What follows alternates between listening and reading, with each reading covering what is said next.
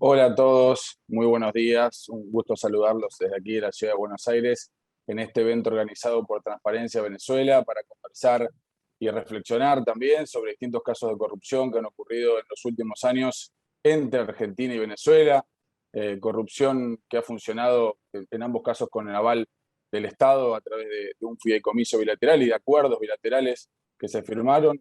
Fideicomiso que dejó de funcionar en el año 2015, pero que todavía sigue dando mucho que hablar de todo lo que ocurrió. Bueno, mi nombre es Iván Ruiz, soy periodista. Durante los últimos años participé en distintas investigaciones que intentaron reconstruir la fortuna que distintos empresarios argentinos, digamos, armaron o se quedaron a través de los negocios ilegales que hicieron con Venezuela y sobre todo defraudando al Estado venezolano. Hoy me toca moderar este panel que cuenta con tres invitados de lujo que me acompañan. Los voy a saludar a Mercedes de Freita, directora ejecutiva y fundadora de Transparencia Venezuela. ¿Qué tal, Mercedes? Buenos días. Muy A bien, Pablo, gracias. gracias, Mercedes. Pablo Secchi, director ejecutivo de Poder Ciudadano, también de aquí de Buenos Aires. ¿Qué tal, Pablo? Buen día, ¿cómo estás? Buen día, Iván. Buen día a todos. ¿Cómo están? ¿Todo bien? Manuel Garrido, bueno, abogado, profesor, exdiputado y también exfiscal anticorrupción en Argentina. ¿Qué tal, Manuel? Buenos días. Buen día, Iván. Buen día a todos. Bueno, muchas gracias a todos por participar de este encuentro virtual. Muchas gracias también a toda la gente que está conectada, nos está siguiendo por Zoom y por nuestro canal de YouTube de Transparencia Venezuela, que está organizando este evento justamente para que podamos discutir y debatir sobre los casos de corrupción que les vamos a mencionar a continuación en un ratito. La intención es que después de las intervenciones que vamos a tener cada uno de los participantes de este panel, también los invitados puedan hacer sus preguntas, tengan unos minutos para poder intercambiar opiniones con nosotros. Así que bueno, quisiera darle primero la palabra a Mercedes de Freitas, pero antes también me gustaría hacer una breve introducción sobre lo que vamos a hablar. Vamos a hablar sobre casos de corrupción que ocurrieron hace tiempo y que están frenados en los tribunales argentinos. Son causas judiciales que tienen involucrados, que mencionan distintos grados de responsabilidad a funcionarios públicos de ambos países, un daño patrimonial muy alto para el Estado venezolano, de unos 3.000 millones de dólares aproximado. Pero investigaciones, como le decía recién, están totalmente paralizadas en la justicia argentina, sobre todo por la falta de colaboración desde el gobierno de Venezuela. Es decir, básicamente, y para resumir, el gobierno de Venezuela no responde los exhortos y no da ningún tipo de respuesta a las investigaciones que están ocurriendo en Argentina, lo que de alguna manera garantiza la impunidad de empresarios y funcionarios de ambos países. Así que la idea es encontrar en este encuentro virtual algunas respuestas para saber cómo se puede salir o cómo pueden salir por lo menos las investigaciones de este encierro y pueden continuar adelante para determinar si efectivamente se incurrió o no incurrió en algún delito. Así que bueno, sin más preámbulos, le doy paso acá a Mercedes para que nos cuente un poco lo que quiere decir sobre el asunto. Bueno, pues muchísimas gracias, Iván. Y bueno, quiero aprovechar para darle las gracias a Pablo y a Manuel. Eh, a Pablo, con el que he trabajado durante muchos años, no vamos a decir cuántos, y que respeto muchísimo su trabajo y su conocimiento sobre este tema. A Manuel, que lo he conocido muy brevemente en algunos momentos en los que he tenido la oportunidad de estar en espacios de discusión en Argentina, pero que además respeto y sobre todo he visto que es una persona respetada por una gran lista de organizaciones y representantes de organizaciones de sociedad civil en Argentina. Y quiero decir que por lo menos para los venezolanos eso es muy raro, porque después de que una persona pasa por lo público, es raro que siga con la confianza de los ciudadanos y de las organizaciones. Así que, Manuel, mis saludos y mis respetos. Voy a compartir la pantalla porque quiero comenzar, a ver si puedo mover esto por acá. Y a ver si se cambia la pantalla. Ok, perfecto, ¿verdad? Lo ven bien allí, ¿verdad? Perfecto. Ok, porque nuestra intención en este momento, en esta presentación, es sensibilizar, movilizar, generar interés, tanto de la sociedad venezolana como de la sociedad argentina, acerca de lo que estuvo pasando durante décadas, casi una década. Iván, tú me dirás, después veremos, sumamos los números, sí, más de una década, entre ambos países, con la anuencia de los gobiernos de turno, y en la que los dos países se vieron afectados. Y eso es lo que pretendo movilizar, visibilizar.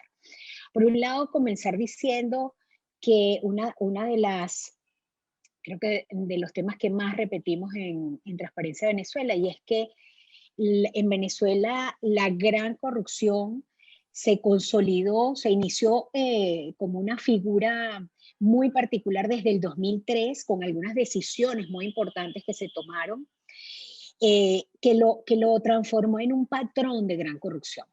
Y ese patrón de gran corrupción nosotros lo tenemos definido. Cada día agregamos más evidencias de que eso se consolidó como un patrón en forma sistemática y generalizada, y que a pesar del impacto que se veía claramente desde principios, desde los primeros años, desde el 2006-2007, ya se veían evidencias del impacto que tenía en la vida de los venezolanos esta gran corrupción. Se mantuvo y se profundizó el patrón de corrupción, haciendo entonces al Estado venezolano y al gobierno en particular, que tiene control de todo el Estado venezolano, responsable de la crisis humanitaria compleja que vivimos en Venezuela y que fue definida como tal ya en el 2015 por Naciones Unidas. O sea, quiere decir que no es solamente un gran robo de dinero, no es que desaparecieron los fondos públicos solamente, sino que fue de tal magnitud que esa gran corrupción se transformó en la destrucción no solamente institucional, sino de la calidad de vida de la gente, y en muchos casos en la muerte de venezolanos. Lo que ven allí, no se los voy ni siquiera a leer, es para enamorarlos y invitarlos a que revisen nuestra publicación sobre el patrón de gran corrupción en Venezuela, que detalla cómo se fue instalando desde el 2003, con evidencias, con casos, con decisiones jurídicas, con decisiones legislativas, aprobación de marco legal, y otras decisiones que dieron al traste con la institucionalidad venezolana. Eso quiere decir que la corrupción en Venezuela es el centro de esta crisis que vivimos, pero que además tiene un impacto y un alcance internacional. Nosotros decimos cuando empezó la pandemia que el virus en Venezuela empezó antes, porque la crisis de salud y de los venezolanos había empezado antes con la corrupción. Y es que esta presencia de la red de corrupción venezolana nosotros hemos identificado, viendo los casos que ya están en la justicia en otros países, que están abiertos casos en la justicia de otros países, podemos ver que tiene presencia en 69 países. 69 países que de alguna manera tienen la presencia de miembros de esta red, o porque hay empresas, o porque se hicieron negocios, o porque se contrataron para hacer otros negocios. Tenemos todo esto documentado en bases de datos. Hasta el momento nosotros hemos identificado 96 casos abiertos en los sistemas judiciales de 21 países. Y esto suma un monto, casi el 40% de los expedientes que hemos podido revisar hablan de cifras, el resto no, el 60% no menciona cifras, o no hemos tenido acceso al expediente completo para ver esto. Pero de los que hemos tenido acceso, hemos sumado más de 30.000 millones de dólares en el caso el 40% de los casos que hemos identificado. Y por supuesto, esto es la punta del iceberg. La distribución de esos casos la pueden ver allí en esa lámina, pero en lo que queremos concentrarnos hoy es en Argentina, y hemos identificado hasta ahora 14 casos que se han abierto en algún momento. Ahora, el centro de estas irregularidades se encuentran en lo que mencionó Iván al principio, un fideicomiso que se creó entre Néstor Kirchner y Hugo Chávez Frías en el 2004, y que permitía, que garantizaba una cantidad de dólares inmensa No sabemos todavía el monto completo que movilizó ese fideicomiso, pero que garantizaba que las contrataciones que se hacían en Argentina iban a tener con seguridad el pago. Por lo menos eso era en principio la idea, ya que Venezuela desde el principio del gobierno de Hugo Chávez parecía que tenía mala fama fama de mala paga. Pero que además significaba para Venezuela un golpe muy fuerte, porque desde temprano nosotros tuvimos, desde el 2003, tuvimos control de cambio. Ustedes en Argentina saben algo sobre eso. Nosotros llevamos desde el 2003 en control de cambio. No se ha eliminado todavía realmente, pero ese control de cambio llegó a tener tal separación, tal gap, tal brecha entre el dólar oficial y el dólar real, el dólar llamado negro, pero era el dólar en la calle, el único con el que los venezolanos podíamos realmente comprar, al que nosotros podíamos acceder, que hizo millonarios a miles de personas solamente con lograr el permiso para esos dólares. Con lo cual, que ese fideicomiso estuviera en dólares, eran dólares preferenciales, significaba ya en sí una ganancia extraordinaria. La SIGEN, como ustedes la conocen perfectamente mejor que yo, la Sindicatura General de la Nación Argentina, ya hace tiempo que mencionó en un informe que publicó, creo en el 2018, 2017, Iván es el que se sabe todos los números, mencionó que que el 67% de los pagos que se hicieron entre el 2012 y el 2016 ascendía a la módica suma de 16.000 millones de dólares. Y por supuesto, estamos hablando solo de 4 años. 4 años que hay que recordar en donde ya la crisis se había despegado en Venezuela. La crisis la crisis más profunda en Venezuela se produjo. O sea, se hizo evidente ya, inocultable en el 2012, aunque ya veníamos con una crisis terrible desde el 2009, con graves problemas de escasez, con problemas de luz, de salud, que llevó al presidente Chávez a declarar la emergencia eléctrica y la emergencia de salud, porque pasábamos días sin luz, semanas y meses sin agua. Y bueno, porque los hospitales estaban en el suelo, ¿no? Eso quiere decir que si en solo 4 años la SIGEN pudo identificar 16.000 millones de dólares, estamos hablando de que ese fideicomiso movilizó fondos extraordinarios. Como bien dijo Iván, el fideicomiso bilateral finalizó cuando Kirchner dejó el poder. Sin embargo, han seguido produciéndose algunos pagos, aunque eso también es una de las irregularidades. Ahí está la lista completa de los 14 casos, por lo menos los casos que hemos identificado. Hay uno muy famoso y muy temprano en el tiempo, que es el maletín de Antonini Wilson, que lo que se descubrió en Argentina fueron solamente $800.000 en un solo maletín, pero que en las declaraciones de Antonini Wilson en el juicio en Estados Unidos, él declaró que estaban hablando de una movilización de $4 millones. Como ven, hay casos extraordinarios, como el caso Buffett, que alcanza $1.200 millones más. Yo redondeé los números por debajo. Sancor, que también habla de $1.200 millones, INVAP, que habla de más de $1.000 millones. Estamos hablando de cifras extraordinarias. Y solamente en los casos que se conocen, que han pasado, o porque los menciona la SIGEN, o porque están en la fiscalía, los casos ascienden a la suma de $5.838 millones. Creo que nadie puede pensar que estos son peanuts y que esto no puede, este sobreprecio o estos casos de corrupción no dejan indemnes a nuestros países, ¿no? Pero además hubo un financiamiento político muy claro.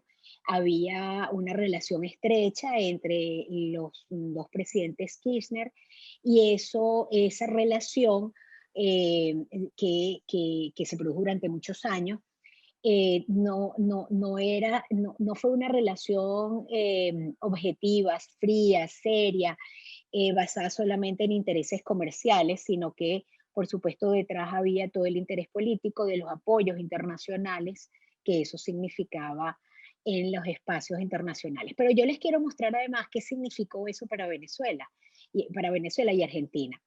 Si nosotros vemos este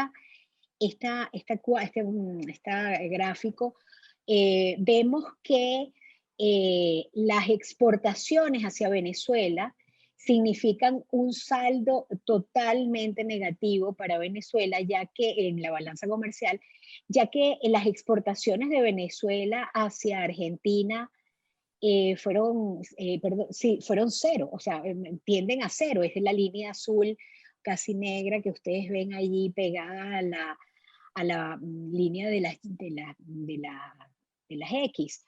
Es impresionante cómo, a pesar de que se suponía que había un intercambio comercial, realmente fue un intercambio en donde fue Argentina y las empresas argentinas en las que lograron tener un beneficio importante. Sin embargo, también sabemos que esas empresas sufrieron grandemente porque, según la CIGEN, los sobreprecios fueron gigantescos, y eso no pasa en vano por las empresas. Muchas de esas empresas al final no cobraron completo, cobrar los sobreprecios siempre era más importante. Y en relación con la balanza vista desde Venezuela, pues tampoco vemos una información que sea beneficiosa para Venezuela. Hay un impacto importantísimo que yo quiero que tengamos claro tanto los ciudadanos venezolanos como los ciudadanos argentinos, y es que la crisis humanitaria compleja, con el tema que comencé esta intervención, significa muerte para los venezolanos. Pero también se transformó en una migración gigantesca, y ustedes están recibiendo algunos con los brazos abiertos y otros no tanto, a miles, cientos de miles de venezolanos que huyen de Venezuela porque en Venezuela no tienen espacio. En este momento, desde Caracas, yo les puedo decir que seguimos con situaciones terribles de alimentación, porque a pesar de que ya hay todo, en el mercado uno consigue todo, los precios no los puede pagar sino una ínfima parte de la población. Que los problemas de agua continúan, que los problemas de luz son diarios, que la salud es una desgracia, que no hay posibilidades ni siquiera de la compra de medicamentos. Y esa situación que vemos en Venezuela tiene su origen en la corrupción. Y las personas que intervinieron en esta lista de casos, que son visibles, seguramente hay muchos más, tienen una responsabilidad, y la impunidad es lo que hemos visto que ha ganado hasta ahora. La evidencia del daño, como ya les decía, es en todos los órdenes, pero nosotros queremos insistir en que las investigaciones están detenidas. Por lo menos eso es lo que sabemos. Y hay alguna ya que se ha cerrado. Hay una investigación que tenemos confirmación de que se cerró. Y se cerró con la excusa, y las investigaciones de la Fiscalía están paralizadas con la excusa de que falta información porque la Fiscalía venezolana no responde a las rogatorias de la justicia argentina. Y esto no puede ser una excusa para la impunidad. La justicia venezolana no está funcionando, es parte de la gran crisis que tenemos y parte responsable, yo diría que absoluto, del grado de impunidad que tenemos en Venezuela. Pero nosotros necesitamos que se encuentren las fórmulas para que estos tecnicismos y este silencio desde la impunidad de Venezuela no se convierta también en impunidad desde Argentina. Ahí hay una razón importante y una oportunidad para que la justicia argentina apoye a la dignidad del pueblo de Venezuela, pero también a la justicia de su país y a la justicia internacional, y que nos ayude a obtener justicia a los venezolanos. Porque como yo les decía antes, esta red de corrupción no se quedó ni en Argentina ni en Venezuela solamente, sino que se expandió por el mundo. Y cuando uno analiza lo que sabemos, lo poco que sabemos de cada uno de los casos, vemos que los diferentes casos tienen presencia en Estados Estados Unidos, en España, en Suiza, en Uruguay, en Panamá, en las Islas Vírgenes, en China, en Hong Kong, porque la red, para poder lavar ese nivel de montos, se tuvo que crear una red internacional de crimen organizado transnacional, como lo define la Convención de Palermo, y tiene entonces empresas abiertas, comprado bienes y utilizado todos los mecanismos de lavado de dinero en esa lista de países, por lo menos. Esos son los que hemos identificado. Con esto lo quiero decir que el apoyo internacional es posible y que la justicia argentina podría tener apoyo de esa red internacional, porque hay, como les digo, hay 21 países que están analizando casos. La red, entonces la solicitud desde este espacio de Caracas es que todavía la justicia argentina tiene un rol importante y que la sociedad argentina también tiene un rol importante al no permitir que la impunidad sea la que gane en este terreno. Muchísimas gracias y por supuesto quedo a la orden para las preguntas. Muchas gracias, Mercedes, por la intervención muy interesante. Yo también le quería compartir pantalla, un segundito, a ver si puedo hacerlo, para contarles un poquito del contexto argentino. Ahí se ve bien, ¿no? Sí. A ver si puedo. Ahí está. Bueno, ahí apoyado un poco en lo que fue comentando Mercedes, la breve historia del fideicomiso bilateral y un caso muy particular, ¿no? Pero bueno, para dar un poco de contexto, el fideicomiso bilateral fue promovido por Néstor Kirchner y por Hugo Chávez, y manejado sobre todo en Argentina por un ministro, el que entonces era ministro de Planificación Federal, Julio De Vido. Él y su mano derecha, José María Olazagasti, fueron quienes manejaron desde Argentina toda la operatoria de la selección de empresas, y los distintos negocios que se hicieron desde la Argentina. Un negocio, a mí me gusta decir, a tres puntas, digamos, ¿no? Porque por un lado, evidentemente, los más beneficiados desde el punto de vista estrictamente legal eran los empresarios argentinos que vendían bastante caro a Venezuela distintos productos, pero evidentemente también había un beneficio para funcionarios argentinos y funcionarios venezolanos que de alguna manera habilitaban esos canales y esos negocios bilaterales, cuyo único perjudicado era el Estado de Venezuela. A ver, negocios millonarios que, tal como comentaba Mercedes, no sabemos de cuántos millones, pero sí les puedo asegurar que para lo que estamos acostumbrados los argentinos son muchísimos, porque los números que en general maneja Venezuela y los negocios vinculados a PDVSA, la petrolera estatal venezolana, son muy, pero muy grandes.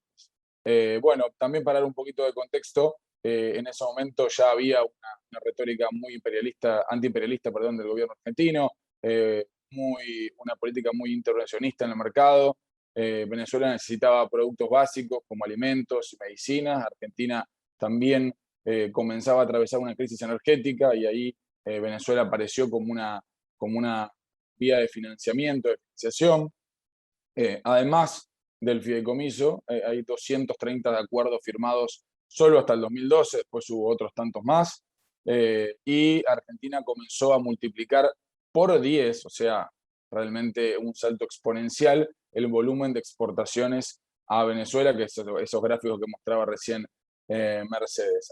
A su vez, Venezuela, como decía recién, se convirtió en un canal alternativo para el financiamiento de Argentina, sobre todo a través de la compra de deuda, y entre otras cosas, y como moneda de cambio, Néstor Kirchner incentivó y fue el principal promotor del ingreso de Venezuela al Mercosur, así que estos fueron algunos lineamientos contextuales. Bueno, el que aparece ahí en la foto dándole la mano a Hugo Chávez es Juan José Levi. A mí me gusta tomar el caso de Levi porque me parece un caso ejemplar, ejemplifica el resto de los empresarios que se hicieron millonarios con Venezuela. Fueron muchos. Caemos sobre Levi porque para mí tiene todos los condimentos, digamos, ¿no? Y porque además nos tocó investigarlo desde hace muchos años, así que conocemos bien toda la operatoria, que es súper compleja y tiene muchos pasos, pero básicamente lo elegimos porque es un ejemplo de un empresario que tenía poco y se hizo multimillonario con defraudando al Estado venezolano, con cobrándole sobreprecios en la venta de productos a Venezuela, porque su causa judicial es una de las tantas causas judiciales que está frenada en la justicia argentina, a pesar de que ya lleva muchos años de investigación, no logra avanzar, porque además me parece un claro ejemplo de que no importa lo que el empresario vendiera a Venezuela, lo importante era en realidad tener abierto el canal político para venderla a Venezuela. Así que por esas cosas me parece súper interesante. A ver, para ir ya puntualmente sobre el caso Levy, Juan José Levy y su familia, sus hermanos, era un empresario clase media en Argentina hasta que empezó a venderla a Venezuela. Tenía un pequeño laboratorio en la ciudad de Buenos Aires, fabricaba pasta dentífrica, pasta de dientes, también le vendía productos de tipo marca blanca a algunos supermercados, con ganancias bastante bajas y limitadas, un empresario que no llamaba la atención en ninguno de los ámbitos de las industrias en las que participaba, digamos, ¿no? De hecho, después pudimos ver en su declaración jurada, cuando ya comenzamos a investigarlo, que él declaró ante la AFIP en el año 2011 un patrimonio de 1 millón de pesos argentinos, que está realmente muy distante de lo que ocurrió 5 años después de vivir prácticamente vendiéndole productos a Venezuela. 5 años después, en el año 2016, el gobierno de Mauricio Macri abrió un sinceramiento fiscal, un blanqueo, y uno de los que se presentó fue justamente Juan José Levy con una de sus empresas, en el que blanqueó o por lo menos admitió tener dinero no declarado por 1.400 millones de pesos. Eso es lo que él eligió blanquear y probablemente una parte de todo su patrimonio, pero ahí vemos muy bien la diferencia de lo que tenía a lo que por lo menos blanqueó, ¿no? Y probablemente lo que tenga sea incluso mucho más, pero ahí de 1 a 1.400 millones fue el crecimiento de Levy en apenas 5 años. Levy vendió en total y por el fideicomiso, a través del fideicomiso, 550 millones de dólares en productos a Venezuela.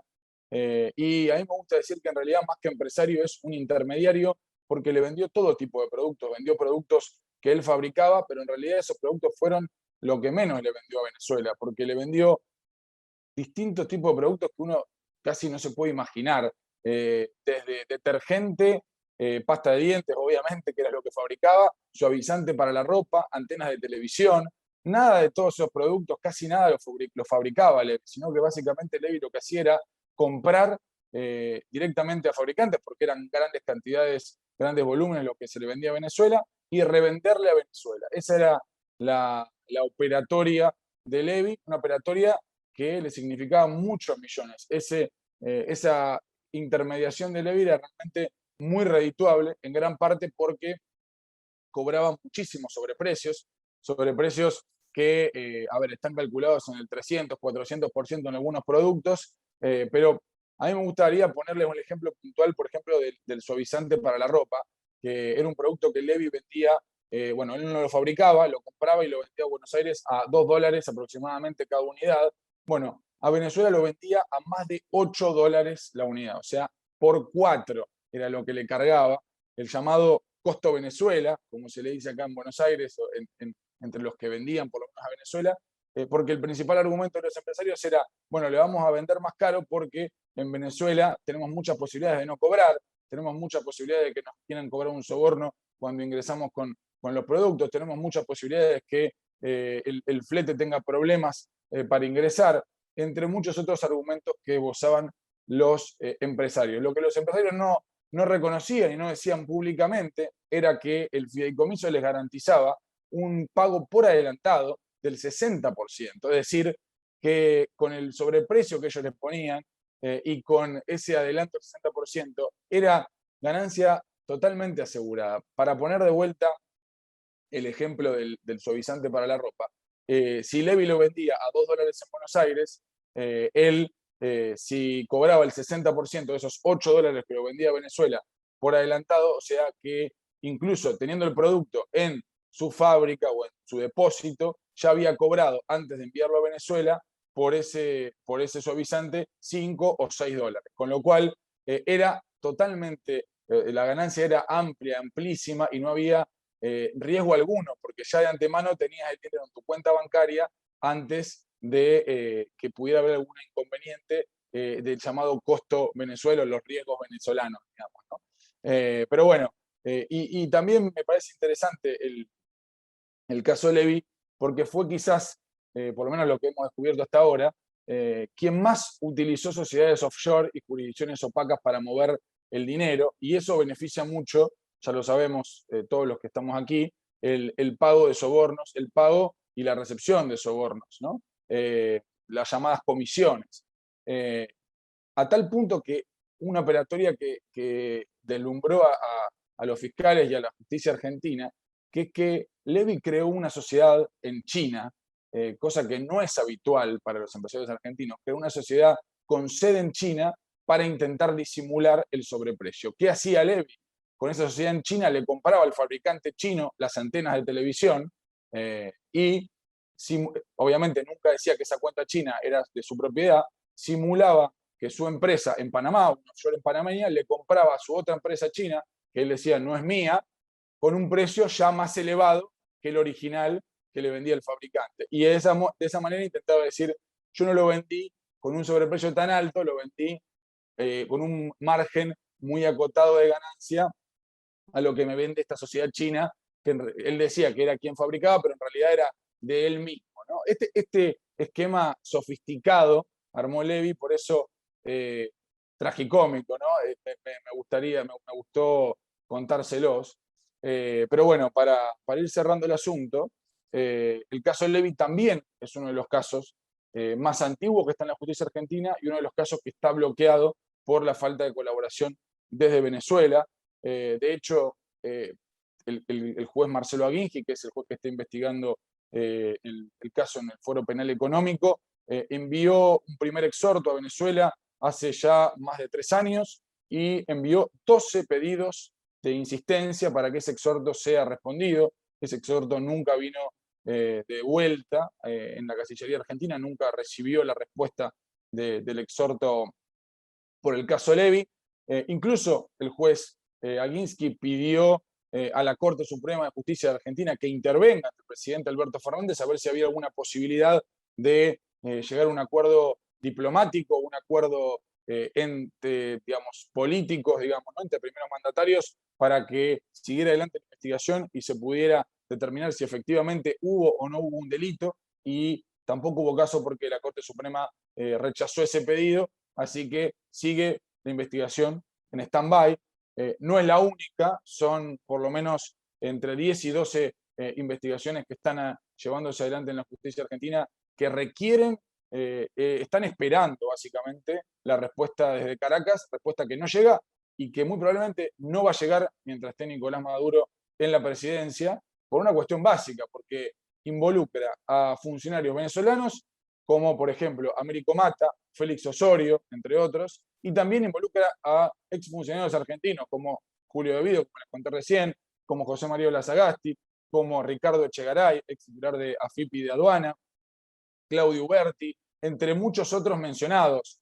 O sea, el nivel de intereses es muy grande para que pueda desarmarse este esquema de falta de colaboración / impunidad, en realidad, ¿no? Porque lo que están intentando es evitar que la justicia investigue. Así que bueno, este era lo que les quería contar con respecto al trabajo que hemos hecho en los últimos años investigando corrupción entre la Argentina y Venezuela a través de este fideicomiso bilateral. Así que bueno, me gustaría ahora sí invitarlo a Pablo a que nos cuente un poquito más sobre su visión desde la política argentina sobre este asunto. Gracias, Iván. Bueno, interesantísimo lo que ustedes vinieron contando.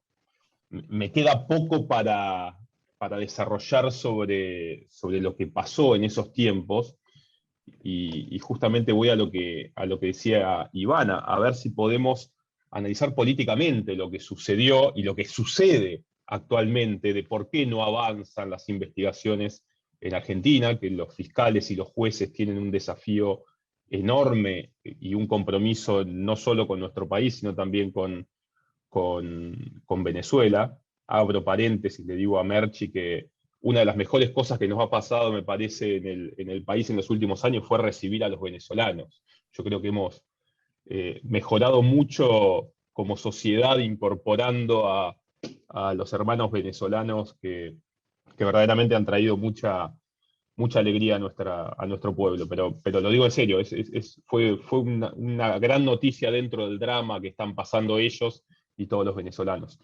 Pero les decía que el desafío es analizar qué está haciendo la justicia, pero desde el lado político. ¿Por qué Argentina no avanza en el análisis de las causas de corrupción o no avanza en dar solución a estos casos que, como bien contaba Merchi y bien contaba Iván, y nosotros lo hemos trabajado también mucho, las pruebas son contundentes. Las pruebas del caso Levy que contó Iván recién, las pruebas del caso del arroz, por ejemplo, o de INVAP, la venta de maquinaria agrícola con sobreprecios, los negocios que hicieron en el caso del arroz, creando una empresa absolutamente de la nada para presentarse a una, ni siquiera creo que fue una licitación, fue un contrato adjudicado bastante rápido, una empresa sin ningún tipo de experiencia en materia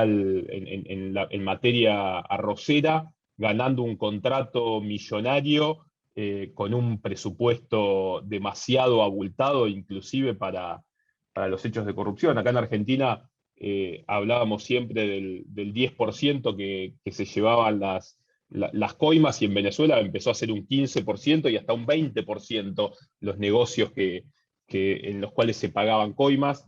Y el fideicomiso fue, me parece, una piedra fundamental en esto. El periodismo en Argentina, tanto Iván como otros periodistas, como Hugo Alconada, etcétera, han desarrollado muy bien el tema de la relación Argentina-Venezuela. Ahora, cuando nosotros nos ponemos a pensar por qué hoy en día Argentina sigue teniendo una relación claramente con un gobierno no democrático como es el venezolano, con la historia de defensa de los derechos humanos que tiene Argentina, con la historia pesada que tenemos sobre nuestras espaldas, me parece que una de las grandes explicaciones está acá.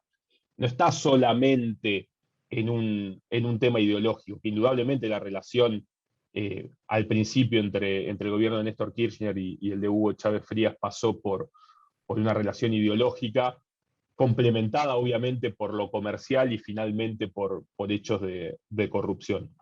Pero me parece que analizar hoy la relación entre Argentina y Venezuela tiene que ver con esto. El gobierno argentino, si la justicia avanza, si utópicamente la justicia de Venezuela le entrega información a la justicia argentina y se puede empezar a avanzar, bueno, parte del gobierno argentino indudablemente tendría muchos problemas y tendría que dar muchas explicaciones.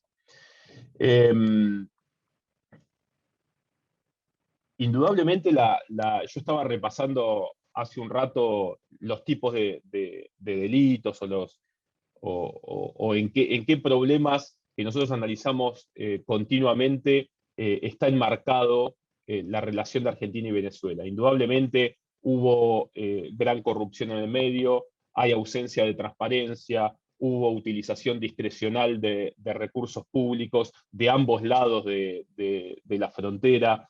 Se enmarca en otros trabajos que nosotros hacemos como compras y contrataciones públicas totalmente sin transparencia, no hay rendición de cuenta, entran temas de transparencia corporativa, porque las empresas al fin y al cabo fueron cómplices de estos temas. Indudablemente hay ausencia de acceso a la información pública. Nosotros cuando hicimos algún trabajo para Merchi, nos costó muchísimo que Cancillería responda, por ejemplo, pedidos de información. La colaboración es casi nula. Hubo gestión de intereses irregular y lobby por parte de las empresas, y puedo seguir con conflicto de intereses, etcétera, etcétera, hasta el punto de que se empezó a sospechar fuertemente de esto que decía Merchi, del financiamiento político irregular.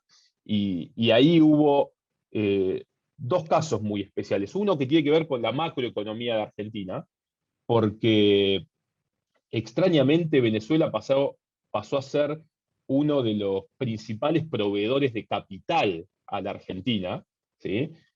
Imagino, y Merchi lo podrá explicar mejor, que esto tiene que ver con los dólares en su momento que provenían del petróleo, pero el país que más bonos le compraba unilateralmente a Argentina era Venezuela, ¿sí? 4, 5, 10 años después vemos la situación de Venezuela como para poder ser capitalista de países vecinos. Y después esa relación que empezó fuertemente con la compra de bonos o la entrega de capital fue convirtiéndose, me parece, más en el gobierno de Cristina Kirchner en una relación comercial muy fuerte, que termina obviamente con la investigación de todos estos casos del gobierno de Cristina Kirchner y de Néstor Kirchner. Iván ha desarrollado muy bien en algunas notas en el diario La Nación las acusaciones de sobreprecio y de lavado de dinero, que llegan las sospechas a casi 3.000 millones de dólares. A veces uno cuando está metido en estos casos de corrupción no llega a analizar lo que son esos números. ¿Sí? Son números enormes para una relación entre dos países latinoamericanos que estuvieron vinculados fuertemente económicamente, pero en el fondo por razones políticas.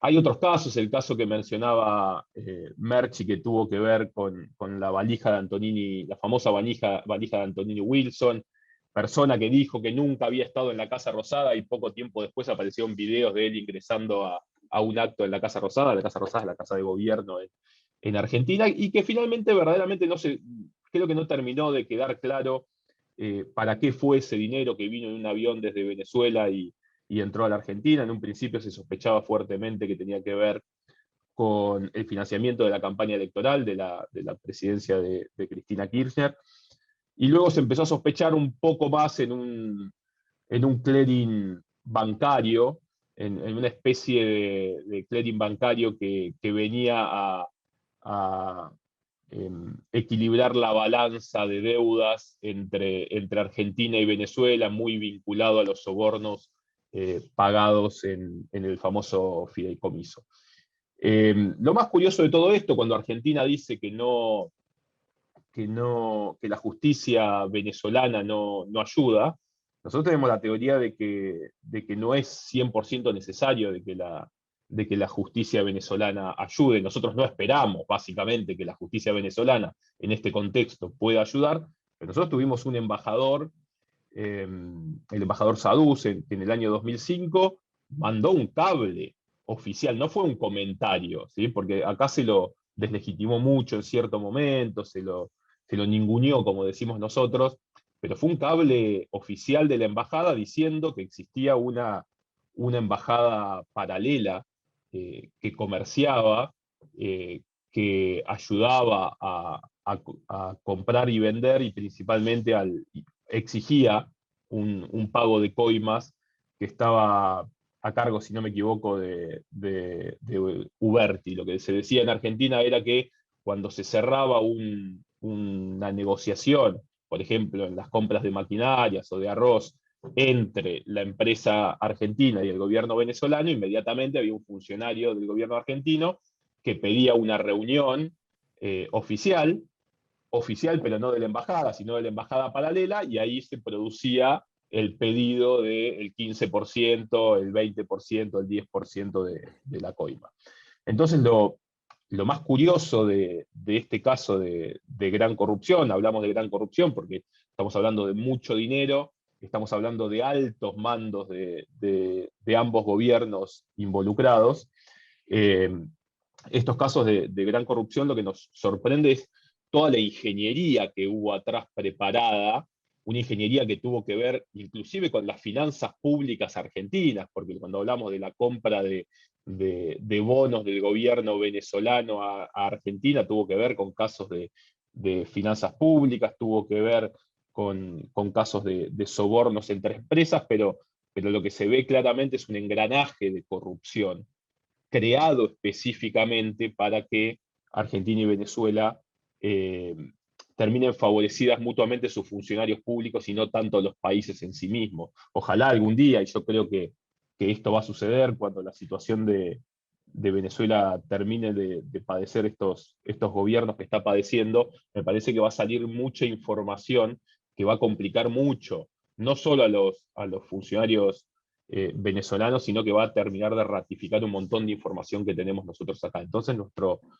nuestro pedido para terminar con esta breve opinión es que se necesita principalmente que la justicia argentina se empiece a mover y empiece a destrabarse políticamente este problema. Nosotros tenemos problemas en la justicia en Argentina, claramente con nuestros propios casos de corrupción y que la política siempre mete la cola, pero me parece que acá, más que trabas desde el gobierno venezolano, de la justicia venezolana, hay trabas desde la política argentina. Me parece que ahí es donde tenemos que empezar a meter el dedo nosotros en la llaga para empezar a encontrar algunas soluciones. Gracias. Muchas gracias, Pablo. Muy interesante ahí también la visión de qué hace la justicia argentina, ¿no? Que es un poco ahora lo que también le vamos a preguntar a Manuel, pero antes de darle la palabra a Manuel, quería recordarles que tenemos abierto el chat, aquí el chat de Zoom, para recibir las preguntas. Una vez que terminemos las exposiciones, las vamos a leer, así que los invito a que nos consulten cualquier duda que vayan teniendo y que quieran conversar con nosotros. Bueno, ahora sí quisiera presentar a Manuel, para mí es un placer presentarlo realmente.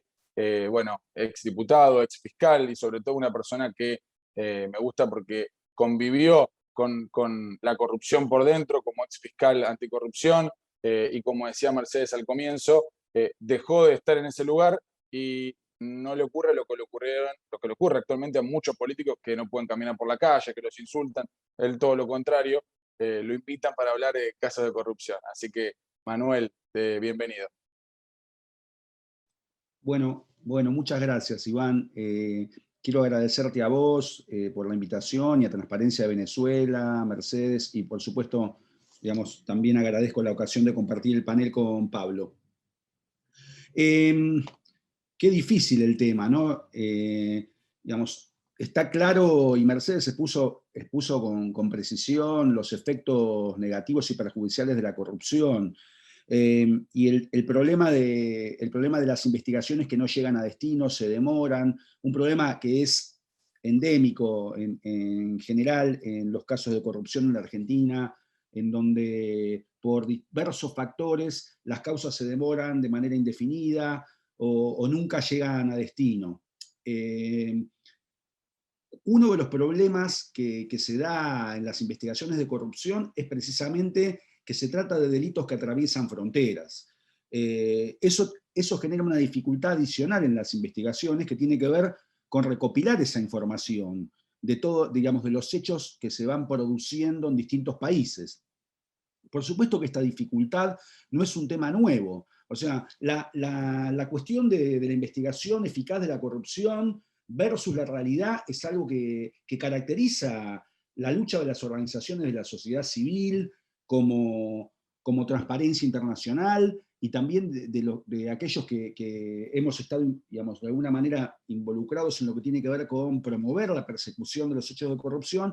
Bueno, digamos, hay claramente un conflicto entre la realidad y el intento por limitar esa realidad, por atravesar esa realidad mediante el derecho. Entonces, este tema de la obtención de información mediante mecanismos de cooperación entre los países es algo que está desde el origen de los tratados que han aprobado nuestros países para favorecer la investigación de la corrupción. O sea, si ustedes reparan en el texto de la Convención Interamericana contra la Corrupción, el objetivo fundamental era promover la cooperación entre los países mediante la homogeneización de los tipos penales y mediante disposiciones que específicamente hacían referencia a la cooperación en la entrega de personas y en la producción de medidas de prueba. Entonces, no podemos decir que tengamos un problema en lo que tiene que ver con la falta de un marco jurídico que apunta a reducir situaciones como las que describió recién Mercedes. Es decir, tanto en el tratado, en la Convención Interamericana, como en la Convención de Naciones Unidas, hay disposiciones expresas que establecen que, digamos, apuntalan la obligación de los estados en cooperar mediante digamos, mediante la entrega de información, mediante la entrega de personas, mediante la producción de medidas de prueba, mediante la asistencia legal mutua, mediante la integración de unidades de investigación conjunta. O sea que claramente no es un problema jurídico. De hecho, todos estos tratados han buscado establecer mecanismos para evitar que se eluda el cumplimiento de estos mecanismos de cooperación mediante excusas. Digamos, por eso se limita la posibilidad de invocar el secreto financiero, por eso se trata de atenuar la exigencia de la doble incriminación de los hechos por los cuales se formulan los requerimientos, se fomenta que la entrega de información sea espontánea. Es decir, que hay una serie, digamos, está clara la voluntad, por lo menos formalizada, de los estados en favorecer la cooperación en la investigación. El problema es la distancia que existe entre estas previsiones y la realidad. Si ustedes reparan tanto en estos textos normativos, en los textos de los tratados, como en todos los manuales que han sido elaborados en todo el mundo, el problema es que se presupone la voluntad de cooperar, o sea, digamos, las recomendaciones de alguna manera presuponen la voluntad de cooperar de los estados, entonces apuntan a que se favorezcan, a que se establezcan mecanismos o se favorezca la informalidad, que se dicten normas que permitan superar dificultades, es decir, se está presuponiendo que hay una voluntad de cooperar entre los estados para perseguir la corrupción, y que en todo caso lo que puede haber son dificultades normativas, pero voy a hablar del caso de Argentina. Generalmente en este tipo de dificultades normativas son utilizadas como excusas para no avanzar en determinados sentidos que pueden entrar en conflicto con intereses políticos o con la voluntad política. Entonces, el problema para que avancen las causas que involucran distintas jurisdicciones es precisamente que hay elementos no escritos que son fundamentales y que son básicos y que tienen que ver con que haya una voluntad política para cooperar, que la justicia sea independiente, y esto, bueno, tal como ha expresado Mercedes, en muchos casos no ocurre. Entonces, en general, las recomendaciones que se hacen a nivel global por los organismos especializados, por los organismos de seguimiento de los tratados, presuponen algún tipo de voluntad de cooperación y un poder judicial independiente que no necesariamente, o que suelen no concurrir en casos como los gravísimos que ha descrito recién Iván. Entonces, tenemos el problema de la doble politización en estos casos, la falta de voluntad política en el país requerido y también la falta de voluntad política en el país requirente. Además, otro problema que existe es que, a diferencia del estado de evolución de los mecanismos de cooperación que existen, por ejemplo, en Europa, en nuestros países todavía los mecanismos de cooperación presuponen, en general, una instancia diplomática y una instancia judicial. O sea, los mecanismos de cooperación, salvo los informales, no se dan de manera directa, con lo cual también hay un espacio institucional o un espacio en la regulación de estos mecanismos que favorece también el ejercicio o la interferencia de los intereses o de la voluntad política y las trabas para las investigaciones. ¿Cómo superar esto? Bueno, voy a tratar de reflexionar un poquito, tirar algunas ideas sobre los mecanismos o las maneras a través de las cuales se podría superar o tratar de remontar esta situación. Bueno, por un lado, hay aspectos que tienen que ver con los delitos que se investigan. En ese sentido, la jurisprudencia, las recomendaciones a nivel global, por ejemplo, con el delito de lavado de dinero, reciclaje de recursos provenientes de hechos delictivos, en este caso de hechos de corrupción, de alguna manera se han flexibilizado las exigencias para la acreditación del delito antecedente. Entonces, En la medida en que haya elementos indiciarios relevantes que puedan acreditar que esos recursos provienen de una actividad delictiva, entonces no es necesario, o no dependemos, o no deberíamos depender de la acreditación absoluta de ese delito. Por lo tanto, de alguna manera sería más fácil de perseguir estos delitos de lavado, teniendo en cuenta la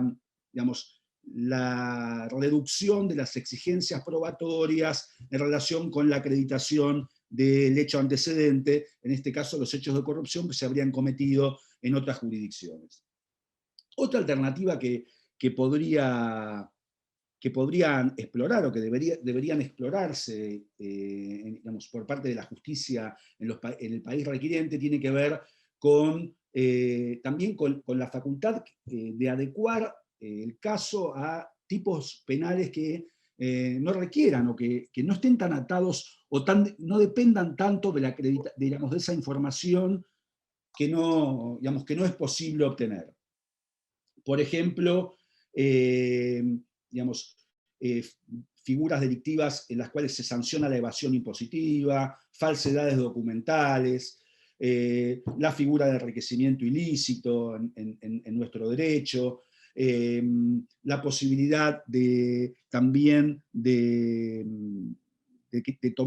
adoptar criterios flexibles respecto del delito antecedente de esas maniobras de lavado, como podrían ser, por ejemplo, las vinculadas con administración fraudulenta. De hecho, la Argentina tiene experiencia en esto, en donde la tenencia de recursos injustificados por parte de determinados funcionarios de alguna manera se han considerado encubrimiento, o sea, también la figura de encubrimiento, aunque no fuera tan clara la acreditación o la acreditación del delito antecedente, se basara en indicios.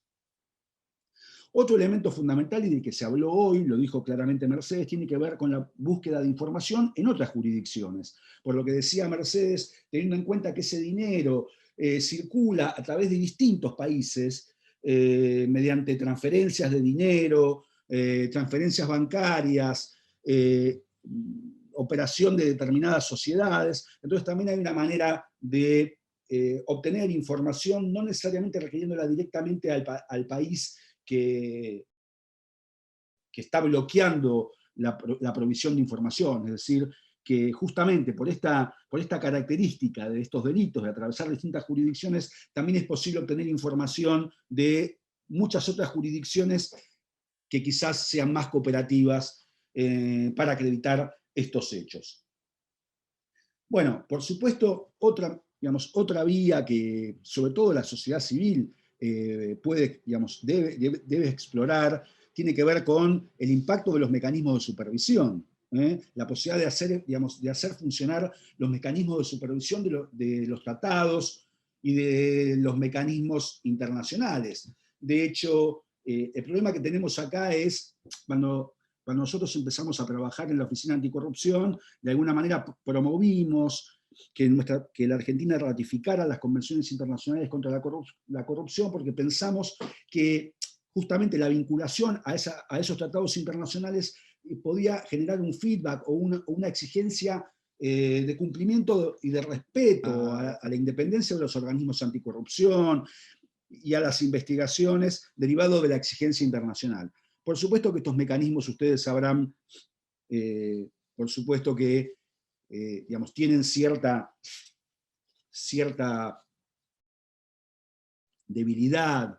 O sea, la exigibilidad del cumplimiento de esos tratados en general es bastante laxa, y esto, por supuesto, son mecanismos que igualmente hay que explorar. De hecho, el artículo 14 de la Convención, que es el que habla de la cooperación internacional, está en la agenda desde la primera ronda de seguimiento del cumplimiento de la Convención Interamericana. Si leen ese seguimiento que aparece también en las rondas posteriores, van a ver que son cuestiones puramente formales las que son examinadas. O sea, no hay un seguimiento sobre el número de pedidos de cooperación, el tiempo de demora en la respuesta, el índice de efectividad de esa respuesta, o la calidad de la respuesta, todos mecanismos que tienen que ver con situaciones de hecho, más que con situaciones jurídicas o de marco jurídico, que son los que vienen siendo explorados o examinados. Entonces, el tema de usar los mecanismos me parece fundamental. El GAFI también hay una recomendación específica que habla del cumplimiento de los mecanismos de asistencia legal mutua. Por supuesto, otro de los renglones tiene que ver con la acción política, a nivel, digamos, del ejercicio del reclamo o de la actividad política en nuestros países, justamente teniendo en cuenta que, digamos, que lo que constriñe la eficacia de estas investigaciones son factores políticos, entonces la acción política es fundamental también para desmontar esos factores. En los manuales internacionales se dice que precisamente la voluntad política es inclusive más importante que las condiciones formales o jurídicas para que funcionen los mecanismos de cooperación. Y de hecho se hace referencia a las investigaciones contra Marcos en Filipinas, que dependieron de la voluntad política y de los factores políticos y demoraron 18 años en hacerse efectivas. Con lo cual, también hay que tener en cuenta que lo que nos está pasando en los hechos que se relataron hoy, digamos, son parte de realidades que son comunes y que lamentablemente son muy difíciles de desmontar. Otro de los factores tiene que ver posibles es la habilidad de los fiscales para encauzar investigaciones, es decir, ya sea digamos, eligiendo adecuadamente los tipos penales que se van a investigar o plantear ante los juicios, digamos, partir las maniobras delictivas en secciones, de manera tal de que pueda acreditarse, aunque sea una parte de las maniobras delictivas. Uno de los problemas que generalmente traban las investigaciones es la voluntad de agotar en esa investigación todos los hechos, todas las modalidades, todos los involucrados, y eso muchas veces conspira contra la posibilidad, aunque sea de sancionar o de recuperar parte del dinero. Entonces, también la posibilidad de partir los casos en base a la prueba disponible es un elemento fundamental que está asociado a la habilidad de los fiscales para encauzar esas investigaciones. Otra manera de superar los problemas de los que estamos hablando es la posibilidad de explorar canales informales. Por supuesto que esto también depende o puede estar atado a condiciones políticas, pero en general es una recomendación general y es una posibilidad de la que se dispone para acceder a determinada información y que debería explorarse. Y luego, bueno, esto ya más para el debate y para pensar en el futuro, la pregunta a formularse es si no pensar en alguna instancia internacional para el juzgamiento de este tipo de hechos. Bueno, les agradezco la oportunidad de participar de esta discusión. Gracias.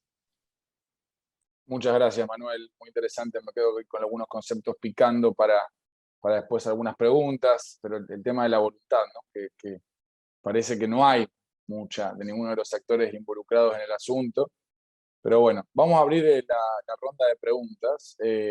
Acá tenemos una pregunta dirigida para Manuel, que, a ver, no da el nombre a la persona que pregunta, después por último por el chat puede decirnos quién es, pero dice, la pregunta es si tiene experiencia de acciones desde la sociedad civil que hayan logrado empujar causas judiciales. Manuel. Bueno, es una pregunta más para Pablo que para mí. Se pueden hacerlo a dueto, no pasa nada.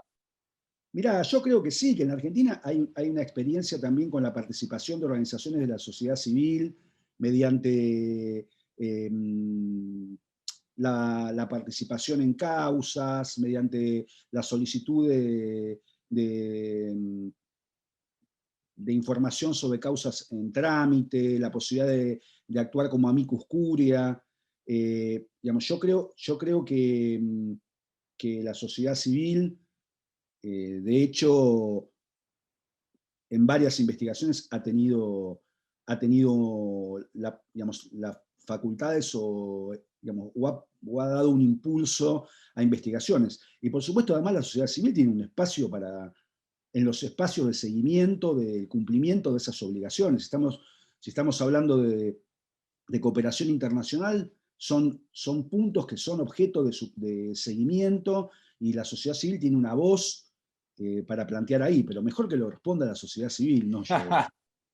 Pablo, Bueno, adelante. yo voy a aportar simplemente una experiencia. Nosotros logramos por primera vez hace 2 o 3 años que nos acepten como querellantes en un caso de corrupción en Argentina. Creo que fue el primer caso que se logró de parte de una organización de la sociedad civil. Así que la respuesta rápida es que sí. Hay que, acá Manuel sabe más que yo, pero hay que lograr enmarcarlo, hay que ver cómo nos sentimos nosotros perjudicados. Para mí, que no soy abogado, está muy claro cómo la ciudadanía puede estar perjudicada por estos casos en particular, habiendo una defraudación a las arcas públicas, etcétera. Pero bueno, ahí hay un marco para encontrarlo, pero yo no tengo ninguna duda que es algo que se viene fuertemente en materia de corrupción, que no solo que las organizaciones de la sociedad civil, sino los ciudadanos puedan verse como perjudicados y demostrarlo ante la justicia, y que la justicia los haga parte de esas investigaciones. A nosotros, en el caso en particular, que no viene al caso que lo detalle, pero logramos que nos acepten como querellantes, y nos cambió mucho el análisis de la causa judicial, porque empezamos a conseguir información, pudimos aportar pruebas en una forma mucho más simple, accedemos a la causa judicial, la podemos leer de primera mano y ayudar a la investigación al fiscal, etc. Así que sí, me parece que es una gran herramienta. Yo quería mencionar, no ejemplos de Argentina, pero sí ejemplos también de otros países donde la sociedad civil ha tenido protagonismo, ya sea por sí misma o promoviendo instancias de investigación o instancias conjuntas, en donde hay organismos anticorrupción que son directamente administrados por la sociedad civil, como en el caso de la Comisión Nacional Anticorrupción en Honduras, o experiencias en las cuales la sociedad civil ha tenido un protagonismo fundamental, por ejemplo, para la creación de la CICIG en Guatemala. O sea y claramente los casos de corrupción de ese periodo, la CICIG tuvo un papel fundamental. Obviamente era un organismo mixto, podríamos decir, porque de alguna manera estaba promovido por Naciones Unidas, pero fue una iniciativa de la sociedad civil que cambió las condiciones de persecución de la corrupción, por lo menos durante un periodo histórico en ese país. Entonces, creo que hay buenas experiencias que hay que evaluar, ver cuáles son sus pros y sus contras, pero creo que sí, que la sociedad civil puede tener un protagonismo importante. Bueno, muchas gracias, Manuel, Pablo. Ahí tenemos a Maritza Sanguino y a Ludmila Vinogradov, que están levantando la mano. Les pedimos, por favor, que nos pongan las preguntas por escrito, así vamos consultando lo que ustedes quieran. Y aprovecho también para leer una pregunta que mandó nuestra colega Mildred Rojas para Manuel Garrido. Le gustaría saber si conoce algún caso similar a los de Venezuela, cuya investigación hubiere culminado con una condena en Argentina. ¿Hay algo parecido, así como de delitos transnacionales que puedas mencionar, Manuel, que hayas tenido oportunidad de ver en tu trayectoria? No tengo muy presente en este momento algún caso en particular. Debería revisar. Sí hay casos en donde,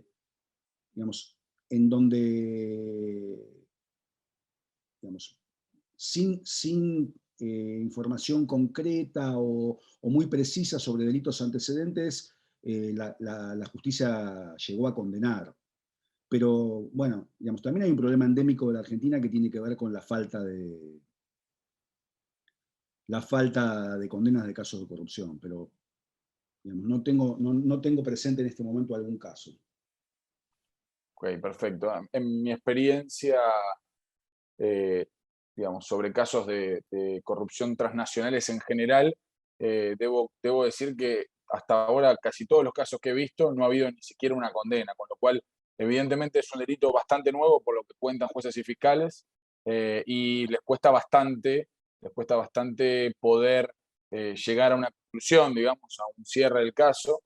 Casos que son incentivados desde organizaciones como la OCDE, por ejemplo, para que se siga adelante con este tipo de investigaciones, que son delitos relativamente nuevos, porque el crimen organizado siempre va un paso adelante que las leyes y las normativas con la transnacionalización de los delitos, pero que evidentemente, por lo menos en los tribunales argentinos, cuesta bastante investigar.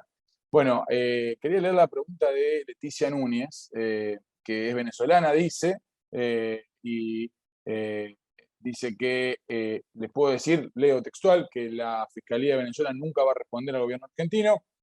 El fiscal general del régimen, Tarek William Saab, fue gobernador del estado de Anzoátegui y hubo investigaciones por corrupción donde se involucra a su grupo familiar. Bueno, no dejo una pregunta, pero te animamos, Leticia, que la dejes.